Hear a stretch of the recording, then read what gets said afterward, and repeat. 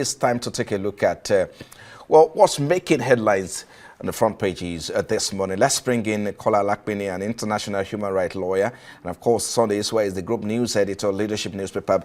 Gentlemen, thank you for joining us on the program this morning. But let's begin now.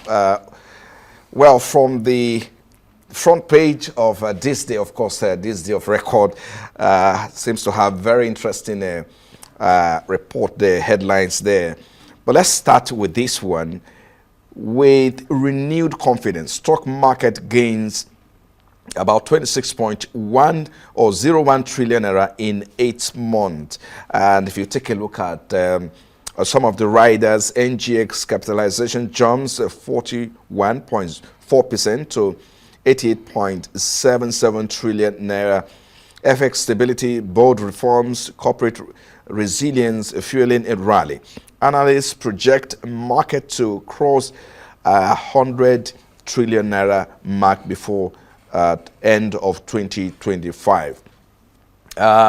Let's take this particular one. Jonathan has not ruled himself out of 2027 context, says Cousin. The writer there says, Bala Mohammed, PDP considering former president Obi for presidential ticket. Well, Nigeria-Brazil BASA agreement spark optimism in aviation sector. Let's look at the top marks. Ankara, Nigerian fabrics, I beg your pardon, Ankara, yes, of course I got that right.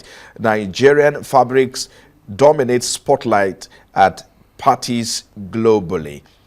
Well, I think those are the major headline there. But let's start from you. Let me bring you in here. Particularly, let's start from politics.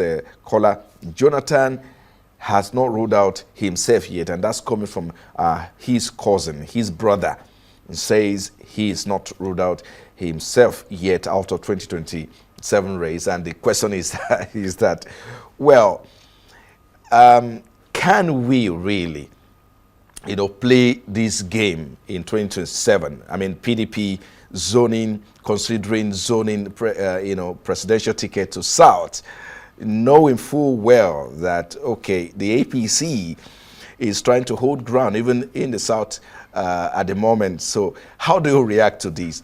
But because some people say this is a joke taken too far by the PDP, if, of course, they must stand out in 2027. I don't think it's a joke taken too far. Okay. And I don't think we should rule anything out. Well, first, former President Goodluck Jonathan has not come out himself to say anything yet. Which is the classic trick of a lot of our politicians.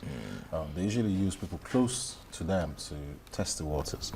I think what is going to be very interesting is President Jonathan coming from the South and former Governor Peter Obi, who is being chosen as a potential running mate coming from the Southeast.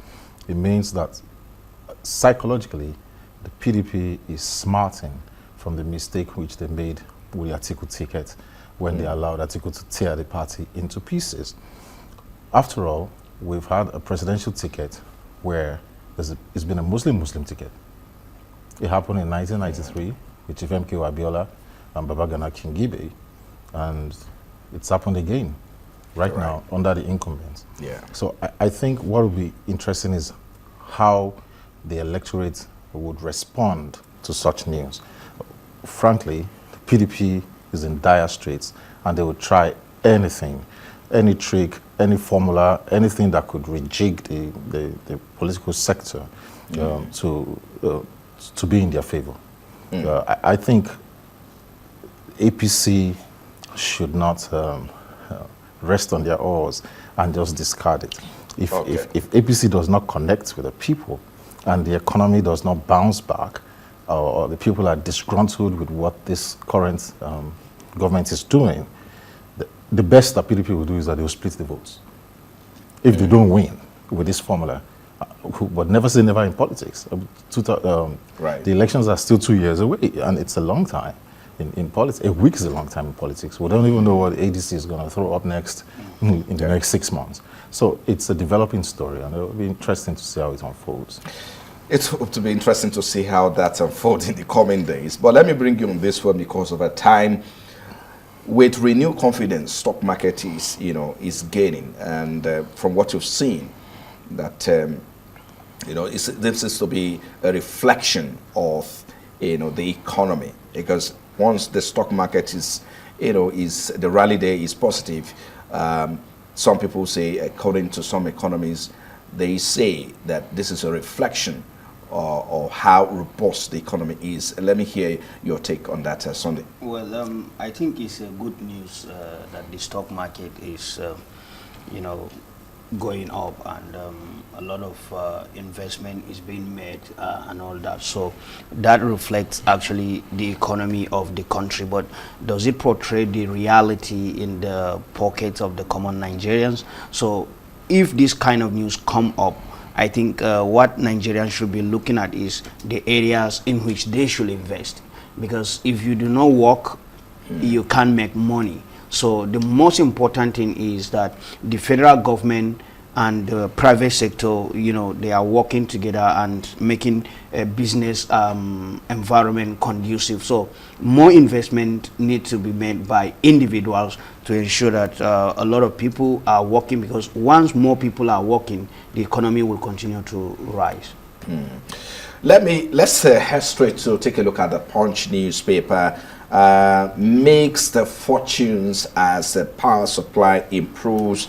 And then let's take a look at the riders there. Lagos, Ogun, Osun, Ekiti, Delta, Bayelsa residents load steady electricity. But again, on the flip side, Band A customers are groaning.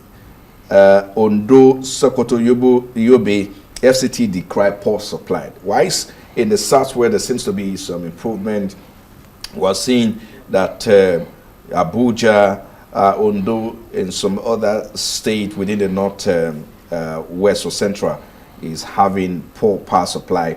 But again, how do we, perhaps marry the two? The Band A issue is there. The Band B issue was was in a bid to create a kind of a supply and meet the man at the lower level, but that seems not to be working at this time, given these statistics.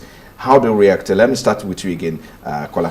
Well, I think in a country of 218 million to 230 million people, and we're not able to generate 6,500 or 7,000 megawatts is ridiculous. That's the context where I look at it. We're still talking about power supply, epileptic supply, national grids breaking down in 2025 is ridiculous. Regarding the Band A issue, the whole essence is that if you need this constant electricity supply, you should get it. Right. And if you, the flip side of having constant electricity supply, especially if you're using your card, which is prepaid, is that the electricity is going to finish quickly. Right. So whether you like it or not, you're going to groan, especially if they keep hiking the tariffs. Regarding improved supply in some parts of, say, Western Nigeria, yes. I think it's just, to me, it's just ridiculous. What's wrong with us? Why can't we have 24 hours electricity in our country? Why can't we diversify renewable energy, make it so affordable for people? If government is going to subsidize electricity, it should divest into renewable energy, solar, inverter. We should scrap import duty on the solar panels. It should be duty free, so that at least it can stimulate the economy. We analyzed here a couple of weeks ago when government even said they were going to tax it more. That's ridiculous. You should be doing everything to flood the field and make sure that we generate enough supply in the country.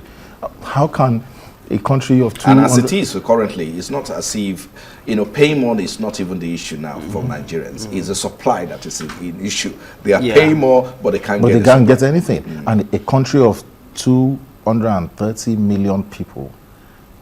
we have never generated beyond 7,500 megawatts. Right. It's ridiculous. South Africa is how much? 65 I think the problem is not the generation. The we problem can distribute it. Yes, is the distribution, because the infrastructure is not there. And we spent $16 million. This issue of saying that electricity have improved in some states, I think I will wait till February, March, if the same story is coming up there, because naturally during rainy season we have electricity supply, because most of our electricity generation is through water. So if the dams are dry, we now face certain problems. And the reason why some states in the north are still not having good electricity supply is because the line that supplies electricity to the some of the northern states, they were having some issues.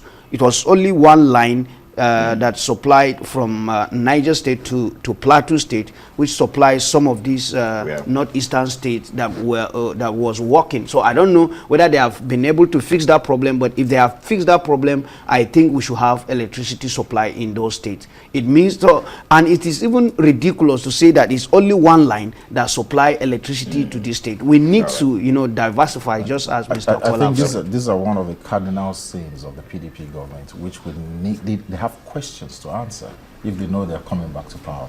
You were in power for 16 years and you said you spent $16 billion US, $1 billion per year aggregate, and we still don't have lights. How much does it cost to build a whole new grid for the whole country? So if these are some of the things we should be putting to them if they say they want to come back and all that, there are more cogent questions to ask. It's not just occupying the presidency or being in power at the federal level. What happened to the money? And again, when we look at also, you know, governance, or let's say put it in, government is continuous. And some people have said, look, yes, these rots in the PDP, or what the PDP couldn't do in the power sector, you know, the APC came to power promising, you know, riding on that promise to fix it. So that APC should have, at least the government should have been able to address that, you know, challenges to an extent. Those are always campaign promises. It's happening in the UK with Ken Badnock and Keir Starmer. Keir Starmer rode into power on the floors of the Conservatives. The same thing, a general who has stepped aside for 32 years, who was overthrown, campaigned on security, I'm going to do this, I'm going to do that, and it failed woefully. If the truth be said, as far as security is concerned, it failed woefully. I know a lot of people say they don't speak ill about the dead and everything, but if we want to critically examine these issues, no, it's not actually about the person, but it's about his performance and the policy. You said you were going to rescue the Chibok girls. Yes, you picked a few of them up, but we haven't seen anything. You were a retired general. We remember his escapades with the Chadian forces when, you know, it was a general in the armored brigade, and he pursued them right into the.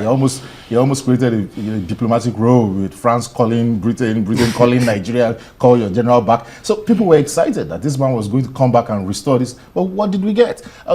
We may say, ill health prevented a lot of stuff, but why put yourself forward if you know you are not in the right state of health? We saw that with Umar Musa Yar'Adua as well. People just want to treat the presidency as a national health insurance scheme. You know, a lot of people push him to be there, and it's exactly what the Jonathan cousin is actually pushing. Once you know that you can't be there and you have somebody that will be there, you begin to push, and it's exactly what is affecting us. We're seeing the same thing with the incumbent. Every minute is in France, and this and that is attending. No, we shouldn't allow presidents to come in, or potential candidates to come in and use the presidency to, subsidize their health issues. This is ridiculous. Well, hopefully we'll get. I think the dynamics is beginning to change since 2023 election. We saw, the massive turnout of young people, and they wanted to express themselves in the 2023 election. Perhaps that maybe they might be kind of that replication or that. The problem. That same. The problem is INEC. Occurrence in 2023. The problem is INEC. The problem. If INEC promised beavers and what IREV and everything, and he promised, we're going to do electronic counting. You're Right. going to see it in real time, and then it feels Let's move on. Hold on, Frank. This is critical to the soul of our country. If INEC does not allow electronic transmission in Yes. real time, but young people are also afraid for their lives. Who wants his head to be broken? You saw Mama Chuku, the incident with MC Oluomo. You saw the woman that was stabbed in the eye. If you and I can all sit in the comfort of our homes and we can just we vote for Big Brother, we vote for whatever idol and every electronic, the most complicated transactions are done online. How many times have you been to the bank? Your salary goes into your account, you do everything electronically. Why can't we vote electronically? And it's cheaper, it's safer. Let's start with that. And we're going to have more young people who are digital savvy. You saw what happened with the NSAS. The authorities and the old generation were responding in an analog way. And these young people were mobilizing electronically. So that is the future. Well, that's the future, and we're headed to that future. Hopefully, we'll be able to. The ballot boxes are still not online. Yes. Well, let's get. Let me bring you in on this one. Sunday leadership now. September 23 resumption. Of course, angry reps plan showdown with Speaker over staff hiring, constituents funding, and allege only House leadership benefited from from 785 staff recruitment, accuse the Speaker, others of selective funding of constituency project, non-payment of local contractors. So this is the major headline here. Of course, we understand that, of course, the plenary will fully resume by September 23. But speak to us on that one. Yes, there was a recruitment at the National Assembly where staff were recruited, and most of these lawmakers, the belief is that whatever that happens in Nigeria, in all the parastatals, they should have candidates they are pushing forward for recruitment and all that. Personally, I feel that is not correct, because your job is to make law for the betterment of the country. But when you begin to use your office in order to influence, certain benefits, certain recruitment, I think we will not get the best out of it. But then they are on their annual recess, and a lot of them may have spent a lot of money and all that. In the US, they call it work period. In Nigeria, it's an opportunity for them to travel abroad, enjoy their life with their families and all that. And now, some of them maybe there are no money to, in the bank to do certain things, and they are raising these kind of issues to get the attention of the leadership of the National Assembly or the leadership of the House, because of course, having members for about 360 or so, right. There will be divergent views concerning every issues that prop up. But right now, some of them are not happy with the Speaker, but it's now left for the Speaker and the other principal officers to put their house together and see how they can address this issue. It's a normal legislative rancor, and I think they are going to solve it. Okay. Let me bring you on this one. On the Vanguard newspaper is next. Open grazing conflict claim 2,800 lives in 5 years. And that's on the front page of the Vanguard newspaper. Well, Nigeria still corrupt. Clerics tell Tinubu. You can check Vanguard out. And of course, that story is there. 2027, Wike's shadow still hangs over PDP's fight to unseat, well, Tinubu. Well, of course, Makide's puzzle draws attention there. All the stories are on the front page of the Vanguard newspaper. So, Kola, let me bring you in on this one, particularly with the open grazing conflict, which has claimed. We did a report yesterday on it, and the reporter referred to it as senior citizens. I mean, you can see them. The cattle. Yes, we can see them on the street of Abuja, everywhere. Yeah. But I mean, they have not been contained. This is there are various heads to it. Let's start from Abuja. This is an indictment on the FCT minister, Nyesom Wike. I thought with all his robustness and loquaciousness, we will have removed this cattle Go to the Independence Square, just very close to the National Assembly. Right. There's a very fine lawn between the Federal Secretariat and all that, and you see cattle grazing there sometimes. It needs to remove them from the municipality. Regarding the deaths happening in the various Plateau State, Benue, this is a huge disservice by the federal government of Nigeria. We need to take a cue from countries like Ghana, where it's been abandoned, and even the president at some point in time said, if you get any of these cows, barbecue them. By the time the security forces destroyed a lot of these cattle in Ghana, the Fulani herdsmen and the grazers started avoiding Ghana, because it was a huge financial loss to them. So where the laws work and the policies work, you would see that these people will sit up. My major issue is the proliferation of arms by the Fulani herdsmen, and we need to call a spade a spade. It's either these cattle belong to very powerful men, and that's why we're not able to act. There is no reason a man can start walking around the streets of Abuja with an AR-15 rifle or AK-47, and we are not able to apprehend, or anywhere. 78 people killed in Benue today, 100 people killed in Bokos, blah, blah, blah. And we're just normalizing killings of our citizens. And the federal government needs to come up with a robust policy. I think it's sheer wickedness for someone to just bring cattle from anywhere in West Africa and just, go on rampage into people's farms, and when people, complain, you open fire, and the government does nothing. How did we get here? Well, I think it's very, very, it's an issue that is ongoing, and hopefully the government should be able to find solution to it, whether at the federal level or at the subnational going forward. Let's quickly run because of our time. The Guardian newspaper is next. Medical tourism reversal narratives, a myth or reality. You can, if you can pull up the Guardian newspaper there for you. But let's quickly run to the international headlines. Bank shares fall on fears of tax raid. Financial Time Weekend it's where that headline is. But again, the Guardian, the UK Guardian, judges revoke court ban on asylum seeker hotel. I think the same story seems to be on the front pages of these international headline papers.